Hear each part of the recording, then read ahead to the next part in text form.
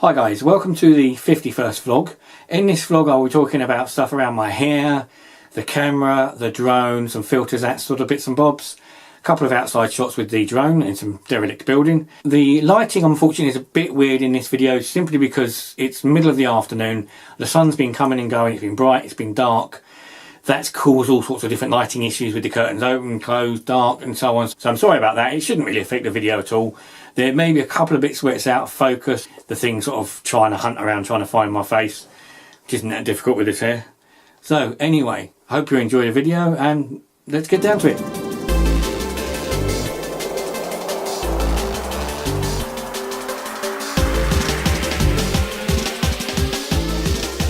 As you can see, the hair's gone a bit darker now. It's darker in the sides. The lime green that was in it before was okay, it was quite bright, but the problem is with my hair being dark, as it's growing it gets darker inside, and when I wash it all the colours sort of tends to run out.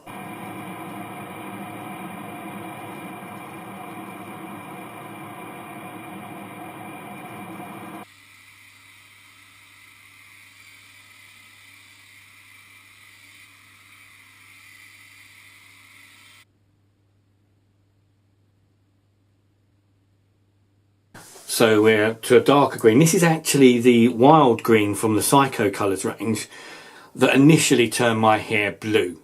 This time it hasn't turned it blue. There's slight tinges in there, but it's sort of more the wild green than it should be.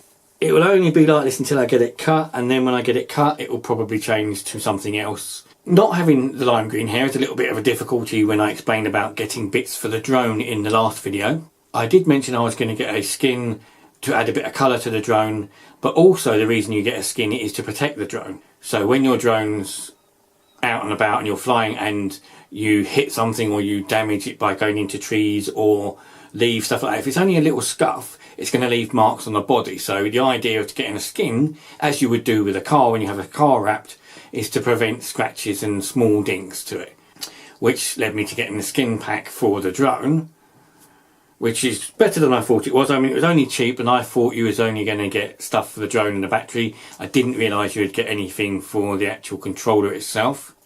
When it's on, from a distance it looks okay. I've just added a bit more bling on the top, as you do. Close up it doesn't look that good, and that's not a surprise really. I said it was only cheap. Some of it you have to do with a hairdryer, so you have to heat it up and it will mould it around the edges in certain places. But the only reason is it will protect it, as I said, if I get any small knocks or if I bash it into anything lightly, which I haven't done yet. My old drone, I did hit the trees at one of the places I went to in one of my videos, but even that only, the hitting the trees only sort of marked the blade because it only hit the leaves. So just in case, this might get a bit marked, or even if it's in the bag or if it's carrying it about, this is going to stop it getting any little scratches on it by having the skin on it. I will put a link to the company that provide the skin down in the links below this one. I think it's going to be a lot easier to see and a lot easier to find when it's out and about flying around. So that's a benefit of it, definitely. One of the strange things I have just found is with the OTG cable. The OTG cable in the bottom of the phone I've had before, I had to change it because I wasn't getting the symbol. So on the app, you probably won't see it, but you get the battery level and the height.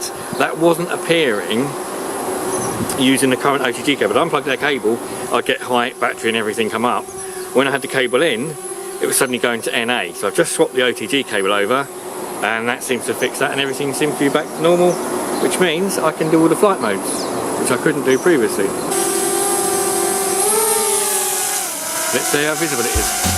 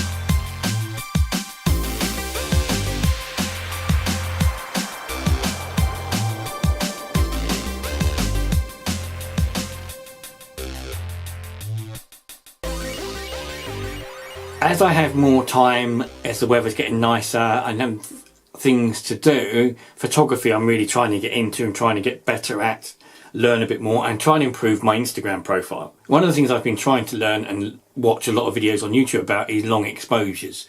So one of the things I did, I went out and bought, some time ago now, I bought a variable ND filter, which is one of these things. To be honest with you, on the Micro Four Thirds camera, the one that's being filmed now, this isn't actually that bad. The markings on it are completely wrong when they're out of place, so you turn it around to get the desired effect. I've had to add little marker points to it to get the actual scale right because the arrows on it are completely wrong. On the SLR in manual mode, this is absolutely useless because you don't know which ND filter setting you're on. So I bought an ND filter for the SLR. It's an ND10.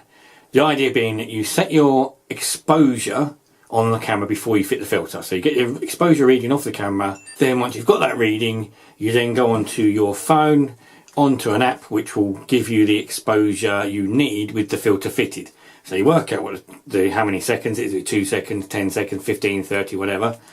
You then set that and then put the filter on. Once the filter's on, you've then got your exposure, your long exposure shot, which is great. Problem is, it is a screw-on filter. It's a bit of a pain. For years, my dad had the Cokin filter range, and he used them on an old film SLR camera. I've been using them occasionally. So this is a Cokin filter.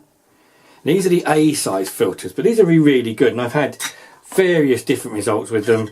I've got some nice little soft focus filters and some variable ND filters like this. They've been quite fun, but they're very small. The A size is a small size. So these are the Cokin filters that my dad used to use, and I've sort of added to over time. Got a few more bits here and there, added a few more of the gradual filters. My dad bought some ND filters. The problem with the ND filters that he had, they're sort of brown. They give a pinky, mauvey, browny colour, which, well, that clearly doesn't work. So from Amazon, I recently bought a Ranger's pack of filters. You get a nice case, you get a filter holder, and you get a range of rings all the way from the smallest of 49mm up to 82. So you get a huge range of options for the lenses you can fit. It fits everything in between 49 and 82. I use 52 and 58. But this is, for one, a Cokin P sized holder, which means it's much bigger than the previous holder. In fact, the previous holder sort of fits inside. So it is a much bigger holder, which allows it to go on much bigger lenses. As I said, I use a 58 mainly. Okay, so that allows us to have better filters in the fact that I can have fully ND filters alongside ND exaggerated filters. So in the set you get a ND2, an ND4, an ND8 and an ND16. The holder itself has 3 positions. So that means I can put an ND2 and an ND8 together to get the 10. I can put the 2 and the 4 to get 6. I can put the 8 and the 4 to get 12 and so on. But this is going to help me with long exposures and also getting that slightly more cinematic look to the pictures. And it allows me to buy Cokin P filters. Now Cokin P filters, these things, are fairly cheap if you can find the right ones and the right people on eBay. So this is the Cokin filter that I bought recently. And as you can see, this gives us that sort of sunset type tobacco top to it. So it might be useful for creative photography. I shall see how things go. I think most of the knocking seems to be coming from Edmund rather than the Lucky Cat. They're still there. Whether or not they're going to go back in the car, I'm not so sure yet because it kept setting the alarm off. But I might put Edmund in the car now. We'll see. Noisy buggers.